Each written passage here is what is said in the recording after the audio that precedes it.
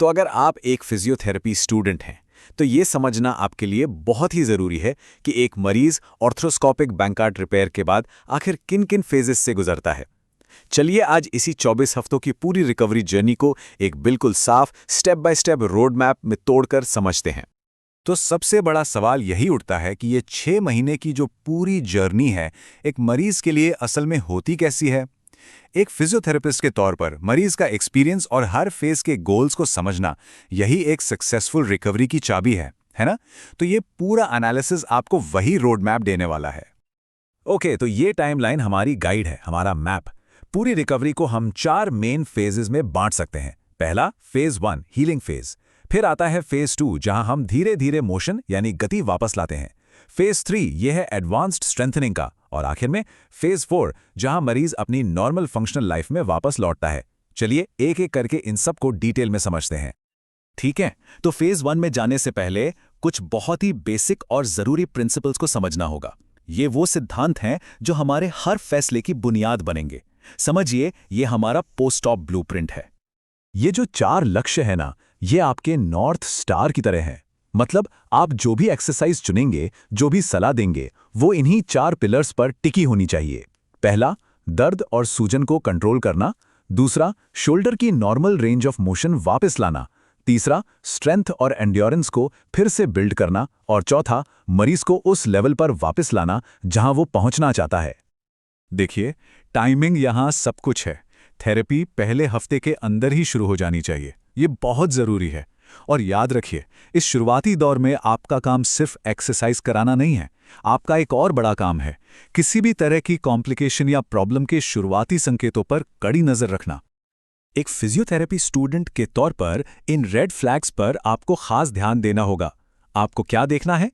क्या कंधे और आसपास बहुत ज़्यादा सूजन है?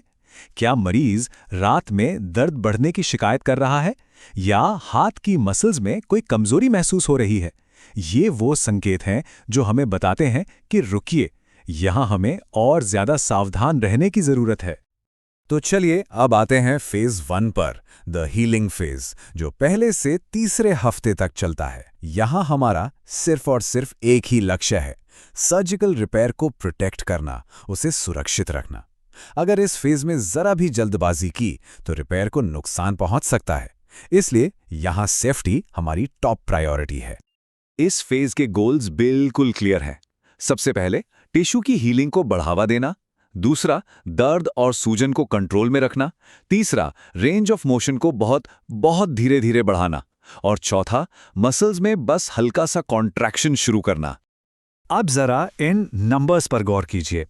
आप देखेंगे कि ये लिमिट्स कितनी सख्त हैं। एक्सटर्नल रोटेशन मतलब हाथ को बाहर की तरफ घुमाना सिर्फ 10 से 20 डिग्री तक ही अलाउड है। क्यों? क्योंकि यही वो मूवमेंट है जो रिपेयर पर सबसे ज्यादा स्ट्रेस डाल सकती है। और इस शुरुआती फेज में उसे बचाना ही हमारा सबसे बड़ा काम है।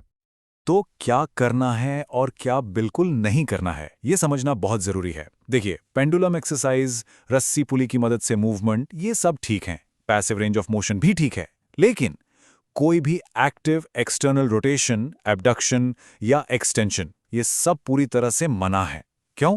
क्योंकि ये मूवमेंट्स सीधे उस एंटीरियर कैप्सूल पर स्ट्रेस डालती हैं जिसकी अभी अभी सर्जरी हुई है।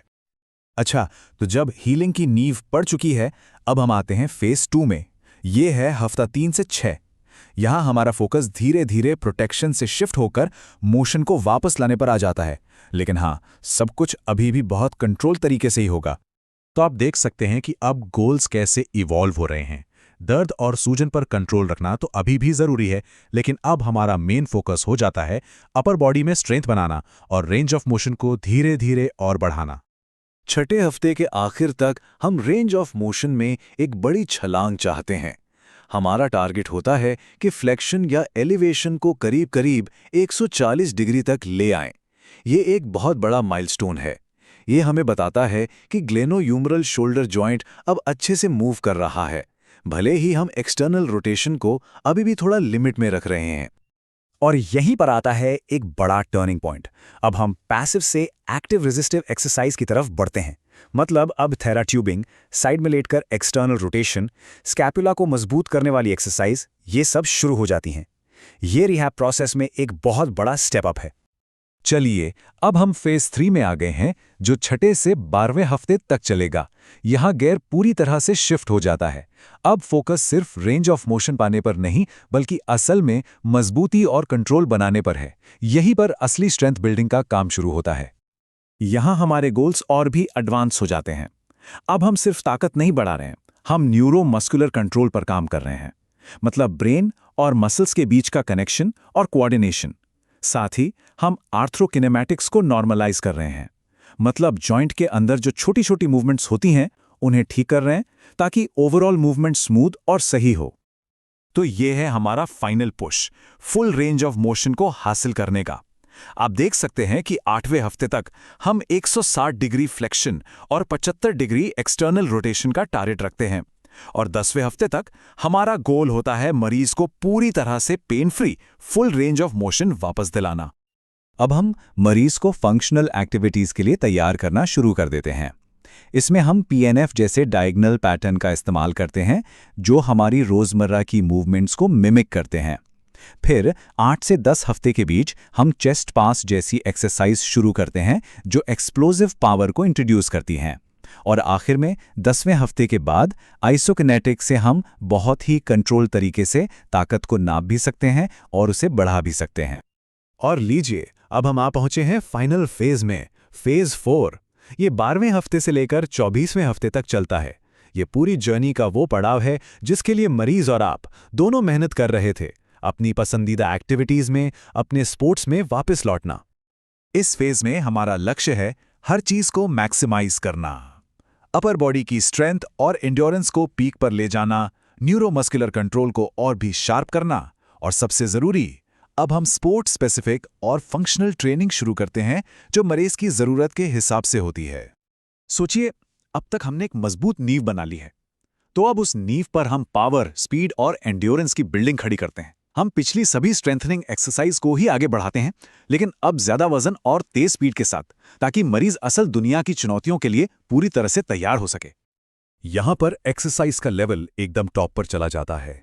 हम सिंगल आर्म प्लायोमेट्रिक शुरू करते हैं, जो कंधे को तेजी से फोर्स को एब्जॉर्ब करने और फिर जनरेट करने की ट्रेनिंग देती है, जो फेंकने या हिट करने वाले स्पोर्ट्स के लिए बहुत जरूरी है।